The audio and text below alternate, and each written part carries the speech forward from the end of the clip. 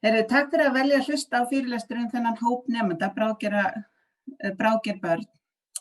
Ég kennaramennt og ég fekk þetta verkefni bara eiginlega fyrir hendurnar fyrir 2,5 ári síðan, svona alveg óumbeðið. En ég veit núna að þetta gríðarlega mikilvægt umræðefni og þetta stór áskorun bæði fyrir okkur í skólunum og fyrir börnin sjálf og sem líka mun fleiri heldur en ég gerði mér nokkuð tímann grein fyrir. Ég ætla að deila með ykkur því sem að ég hef lært bæði af því að vera að lesa þetta en aðalega því sem ég hef lært af því að vinna með þessi börnum í grunnskólum, í nokkrum grunnskólum. Þetta alls ekkert ný umræða en þrátt fyrir það hefur lítið sem ekkert gerst til að laga námsumhverfi þessa hóps og meira að segja þrátt fyrir að það virðist vera þannig að skólakerfið hefur hvað mest áhrif á hvernig þessu börnum og fullorðnum vegna bara í framtíðinni. Samt vinsælt að segja að bráðgebörn sjá sig sjálf og við þurfum ekkert að sinna þeim sérstaklega, en ég er mjög búin að læra það að það er ekki rétt. Bráðgerir nemendur eða bráðgebörn eru alls konar en þeir eru oft með mikinn misstyrk og gott að hafa í huga til að efla þætti sem þarf að efla mikilvægt að nýta styrkleika nemandans og því þeir eru bara heilmargir. Ef að þeim gengur illa í náminu hjá okkur, þá þurfum við að reyna að nota aðrar aðferðir til að ná til þeirra. Þessi nemendur ættu til dæmis að vera fengur í alla samvinnu, því að styrkleikar þeirra liggja oft í að vinna fljótt upplýsingar og efni, að fara dýpra og spyrja réttu spurninguna hvað varðar innihald verkefnanna. Það er mjög gaman að vinna með þeim. Mínir skjólstæðingar hafa allir farið í gegnum greiningaferli, að því að vinna á svona þjónustumiðstöð, og eru með ADHD eða greindir með einhverfu en þeir eru oft félagslega illa staddir og það sem að mínir skjólstæðingar eiga sameiginlegt að þeim líður öllum mjög illa í skólanum. Þeir eru oft í félagsskap sem alls ekki góður fyrir þá ef þeir ná yfir höfuð að tengjast einhverjum.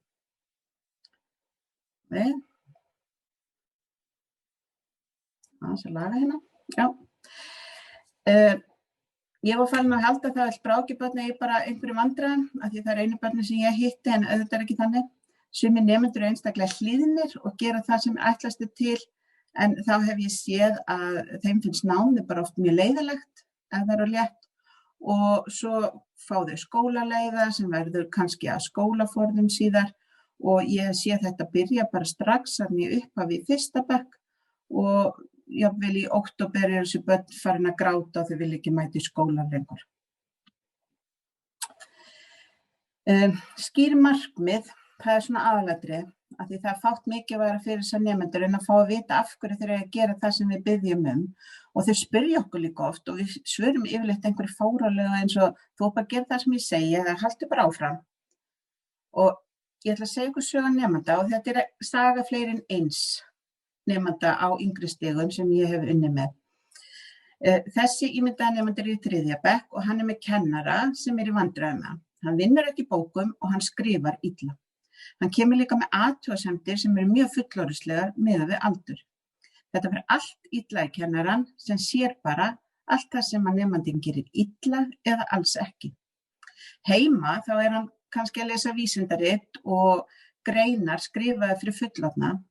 Hann að lesa þær, hann getur fjallað efnið þeirra og hann getur dregið ályktanir út frá textanum af því að hann hefur áhuga á efninu og oft eru þessi textar sem við erum að lesa á ensku.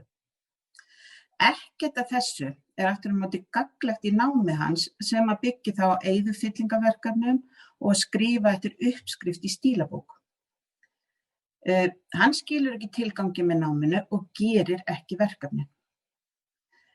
Þegar ég hitti svo svona nemendur og ræði við þá að verkefni sín og þau þurfa að leita nýjum nálgunum þegar þau fá verkefni. Og það var nemandi hjá mér sem átti að læra fjöll og hann vildi ekki gera þetta verkefni og því hann fannst það bara hundleiðilegt í bókinni. Þannig að ég sagði við hann að hann geti kynnt sér eldfjöll, hæstu fjöll í heimi, mannskæðustu eldgosin, mjög viðeigandi í dag, eða eitthvað sem tengist efninu þó það væri óbeint. Þetta var eitthvað sem höfðaði til hans. Þannig að þetta snýst kannski meira en það hvernig við matreiðum verkefni fyrir nemendur. En eins og ég sagði þá eitt umkvörtunar efnið að nemandinn skrifar líka illa og það reyndar eitthvað sem á við mjög marga af nemendunum sem ég hef sinnt. Ég vissi að einn af mínum ungu skjólstæðingum hafði mikinn áhuga öllu tengdu tækni og kennarinn var búinn að vera kvart yfir þessu, þannig að ég ræddi mikilvægi þess að hann væri með góða fínhreyfingar. Ákvað bara þá nálgun. Ég talaði að hann þyrfti að vera með góða fínhreyfingar til dæmis þegar hann var að lóða sem hann vissi alveg hvað var. Svo sagði ég honum að hann gæti æft sig með því að þjálfa skriftina, teikna innan lína, klippa eftir línum, perla eða eitthvað svoleiðis. Stuttu eftir þetta spjall var fundur með foreldrum, þar sem ég var líka, og þar sem kennarinn fyrir og nefnir það að fínhreyfingar nemandans hefðu batnað heilmikið eftir ég talaði við hann. Hugsum aðeins það, því mér svelgdist á því ég heyrði það. Því að mátti minni bersinilega meira en ég gerði mig grein fyrir. En auðvitað hafði bætt fínhreyfing ekkert að gera með samtali okkar þannig séð. Það sem hafði áhrif var bara ég útskýrði af hverju hann ætti að gera þetta, af hverju hann ætti að skrifa betur, hvað hann myndi græða á þessu. Því að þessi börn hafa kennt mér að þau þurfa alltaf skýr markmið. Annað dæmi sem ég get nefnt var þegar ég sagði erfiða nemanda í 9. bekk, mjög erfiður, alveg hættur að læra og allt saman, að hann kynni bara ekkert að læra og það verði það fyrsta sem við þurftum að vinna með. Hann keypti alveg þá skýringu og fór í að bæta það sem hann þurfti að bæta eins og að skila verkefnum. Það gerðist engin kraftaverk bara svo að séu hreinu, en hann fór að vinna í skólanum. Ég sagði hann svo nokkru seinna, eftir að hafa verið í áhorfi, að hann græddi ekkert á því að sitja hjá vinum sínum, að því ég hafði fylgst með kennslustundum, þar sem þeir voru ekki að læra og þar sem hann bara kynni það ekki, væri það honum fyrir best að færa sig. Hann færði sig í næsta tíma og settist hjá nemendum sem kunnu vel að læra og hann gat lært af. Þannig að það þarf alltaf skýrmarkmið og tilgang og góðar útskýringar ef að maður vill breyta einhverju og ef að nemendur kaupa þær, þá getum við meira að segja fært erfiða nemanda frá vinum sínum án þess að nýta vald eða tuð. En bara svo það sé á hreinu þá ég ekki alltaf svona leiðileg, en þessi nemandi þurfti svona samskipti milli okkar. Hér tilvísun í fræðigrein sem ég tók upp bíaritgerð bráðgerða nemendur, sem segir bara helling. Bráðgerðir nemendur læra á annan hátt en jafnaldrar í bekknum. Munurinn felst í hæfni þeirra til að innbyrða meiri upplýsingar á styttri tíma, að hugsa óhlutbundnari og flóknari máta, meðtaka upplýsingar strax sem gerir endurtekningar óþarfar. Þeir kunna vel við og leita eftir vitsmunalegum áskorunum og þekki upphafi skólaárs 50–60% námsefni skólanámskrár. Bráðgerbörn hafa oft kennt sjálfum sér að lesa og reikna og það hæfni sem þeir þurfa að hafa tækifæri til að efla áfram. Nemandi sem búinn að sýna fram á að hann hafi tileinkað sér þekkingu og hæfni á ekki að þurfa að gera það mörgum sinnum. Oft það þannig að bráðgerðir nemendur og aðrir snjallir og metnaðarfullir nemendur þurfa ekki bara að gera öll dæmin í stærðfræðibókinni, þau þurfa líka að gera dæmin í æfingaheftinu og öllu öðru sem þjálfa nákvæmlega sömu hæfni og þeir hafa sýnt að þeir hafi. Þetta á aldrei að vera svoleiðis, en þetta sérstaklega brýnt punktur þegar kemur að bráðgerðum nemendum, að því þeim hentar illa að vera lengi með eins verkefni og oft veldur það vanlíðan hjá þeim og hegðunarvandamálum sem gerir náttúrulega alla kennsluna erfiðari. Leyfum þeim frekar að fljúga áfram með góðri leiðsögn. Trúið mér, það skila sér oftast í betri hegðun ef hún vandamál og yfirleitt alltaf í mun betri líðan nemandans. Rétta áskorun, það kom fram í tilvísun, það sem var vísað í hérna. Námsefni þarf að vera við hæfi og þarf að veita áskorun. Nemendur sem fá aldrei áskorun í námi læra ekki að læra. Þeir þjálfa ekki þrautseigju til að klára verkefni og það hefur áhrif í gegnum alla skólagönguna. Þess vegna erfitt að eiga við unglinga sem eru bráðgerðir ef við erum fyrst þá að grípa inn í. Nemendur sem koma ólæsir og óskrifandi inn í grunnskóla fá áskorun í gegnum nám sitt. Nemandi sem kann bæði þar á ekki að þurfa að taka þátt í stafaeinlögn. hann þarf efni sem hann þarf líka að kljást við eins og hinir. Það til mörg dæmi þess að bráðgerðir nemendur bara mennti sig aldrei í lífinu og það snýr að þessum punkti. Þeir lærðu aldrei að læra og þeir hafa ekki þrautseigina til að klára verkefni að því að bæði leikskóla og upp á grunnskólagöngu þeirra var þeim allt og auðvelt.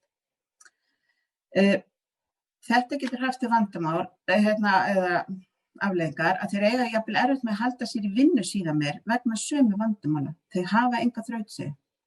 Og hér skóli með lykilhlutverk og getur í raun bjarga bara þessum einstaklingum. Þannig við þurfum að kenna þeim að vinna með öðrum og gera þeim leið kleift að vinna með styrkleika sína sem eru, eins og ég sagði, gríðarlega margir. Það eins og þeir missi ofta einhverju þroskaskrefi á þessum fyrstu árum sem aðrir gangi í gegnum, sem virðist hafa áhrif á allt líf þeirra, en nú ég ekki að tala eins og sálfræðingur, heldur bara eins og áhorfandi. Eins og fram hefur komið mikilvægt að útskýra vel tilgang verkefna en það líka mikilvægt að gefa þessum nemendum tækifæri til að tjá sig áhugasvið sín sem geta verið mörg og síbreytileg. Ég var með nemend í 5. bekk sem var að læra efnafræði hjá mér að eigin ósk og ég bendi á að ég menntaði dönskukennar og veit ekkert efnafræði. Hann byrjaði á verkefninu í nóvember eftir að ég fór á UTIS og lærði 20 time verkefni og í janúar var hann farinn að spyrja mig spurningar sem ég skildi ekki, eitthvað efnahvarf og eitthvað. Hann hélt vídeódagbók fyrir mig á meðan hann var að kynna sér þetta og ég sá að hann var alltaf meira og meira frústreraður yfir því að hann var ekki fór svör. Hann fékk að hitta kennara, náttúrufræðikennara á unglingastigi og svo baði ég unga konu sem var leiðbeinandi hjá okkur að hitta hann. Hún var að klára BS í lífeinda og samheitafræði á þessum tíma og þau hittust einn dag og bjuggu til þessi myndun sem hann langaði svo að búa til þar sem hann útskýrði hvað var að gerast þegar hann blandaði saman efnum. Að hans sögn var þetta besti skóladagur í líf hans. Þetta samtal sem þau áttu var honum svo gríðarlega mikilvægt og afraksturinn af þessar vinnu okkar hefur mátt sjá í þáttunum Neysko á RÚV þar sem hann að kynna verkefnið og tilraunir sem við unnum saman, eða við í skólanum og hann, ekki ég, og gera tilraunir með stjörnusæfari. Þarna eftir 5. bekk var hann kominn með betri skilning á efnafræði en krafa gerð í framhaldsskólum samkvæmt þessum unga leiðbeinanda. En við erum ekki alltaf svo heppin að hafa þekkinguna bara svona við hendina og þá leita maður annað. Ég fór til dæmis með einn nemanda sem var í byrjun 9. bekkjar. Ég fór með hann í viðtal í nýsköpunarmiðstöð þar sem hann þurfti aðstoð með fyrirtæki sem hann hafði stofnað og ekki get ég hjálpa hann þar, ég er kennari, ég verð aldrei rík. Eftir það viðtal stofnaði hann annað fyrirtæki af því að það voru svolítið, hann lærði af því sem hann heyrði og það fyrirtæki stofnaði með systur sinni sem var ári yngri. Og við lok þess árs þá voru þau farin að láta framleiða fyrir sig vörur í Póllandi sem þau seldum allan heim. Þau voru þarna að klára 8. og 9. bekk. En við erum bara óhrætt að leita til sérfræðinga af því að mér finnst að þeir eru alltaf tilbúin í samtal og að hjálpa okkur. Félagsfærni oft vandamál þessara barna eins og kom fram í upphafi og það sem mikilvægt að þeir fá tækifæri til þess að vinna með öðrum sem eru svipaðir, þeir eru sérstökir en ég þá að tala einhverja krakka sem hafa metnað til að læra og læra að tjá sig og sé að þjálfaðir í félagsfærni almennt. Stundum sniðugt að færa þau upp árgang en það getur haft mjög áhrif á félagslega þáttinn einmitt. Þó að nemandi sé klárari en jafnaldrar á einhverju sviði þá þýðir það ekki endilega hann sé þroskaðri og því tilbúin í samleiti við eldri nemendur. Þannig að það sjaldan sem mér finnst forsvaranlegt að færa nemendur upp bekk og vissulega séu margar sögur sem sýnir fram á gagnsemi þess, en þá þarf líka nemandinn að vera félagslega sterkur sem þessir nemendur eru bara sjaldan. Það ætti frekar að vera hægt að vera með verkefni í öllum árgangum þar sem nemendur geta unnið með styrkleika sína og þjálfa veikleika alveg sama hvort þau séu bráðgerðir eða ekki. Það ætti samt ekki að para þessar nemendur alltaf í slaka nemendur eða nota sem aðstoð kennara sem mjög algengt. Þeir græða ekkert af því. Þeir græða meira á því að vera í blönduðum hóp nemenda og læra af öðrum. Þá geta þeir líka nýtt sína styrkleika til að vera mikilvægur hlekkur í vinnunni. Það ætti alls ekki að gefa þeim færi á að gera verkefni fyrir aðra, sem mjög algengt, það þarf að kenna þeim að vinna í hóp. Ég hitti fullorðna konu sem var bráðgernemandi og var einmitt sú sem alltaf tók að sér að gera öll verkefni í samvinnuverkefnum og fekk 10 á öllum prófum. Ekkert að þessu gagnaðist henni þegar hún fór á vinnumarkaðinn, því eins og hún sagði hana vantaði allt það sem skipti máli. Hún kunni ekki vinna með öðrum, hún kunni ekki vera hlutalaust og þetta reyndist henni erfitt og erfiður hjalla að komast í gegnum. En hér geta lykilhæfni viðmiðin hjálpað okkur. En nemandi sem er góða lykilhæfni er góður námsmaður. Þið með endilega gera það nýju möntrunni ykkar. Og það er við hæfa að tala um samræmt próf í dag, en við eigum mjög fáa nemendur sem fá framúrskarandi námsmat í PISA. Reyndar eru þeir einna fæstir hjá okkur af öllum þátttöku þjóðunum. Við getum gert svo miklu betur, enda með mikið af flottum nemendum sem gætu farið alla leið ef þeir fá tækifæri til þess og þessi nemendur eru þar á meðal.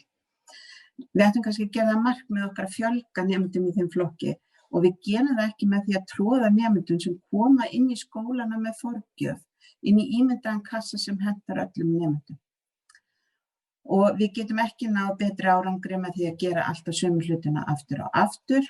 Við þurfum að breyta, ekki það að PISA sé máli, heldur að því að nemendum okkur vanta þessa 21. aldar hæfni sem er þrautseigja, rökhugsun, lausnamiðun, gagnrýnin hugsun, hæfileiki til að vinna með öðrum og að taka ábyrgð á eigin námi sem að fer svo bara yfir í að taka ábyrgð á eigin lífi.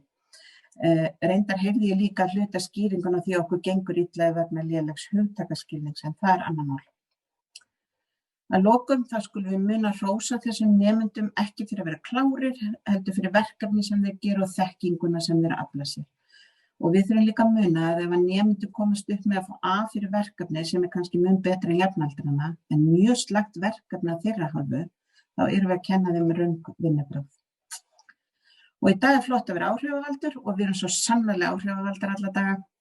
Við þurfum að veita bráðgerðum nemendum þeir byrja í leikskóla til að nýta styrkleika sína, svala forvitni þeirra, því að það er sýnt sig að skólinn er mesti áhrifavaldurinn hvort að þessi nemendur nái að nýta hæfileika sína í lífinu.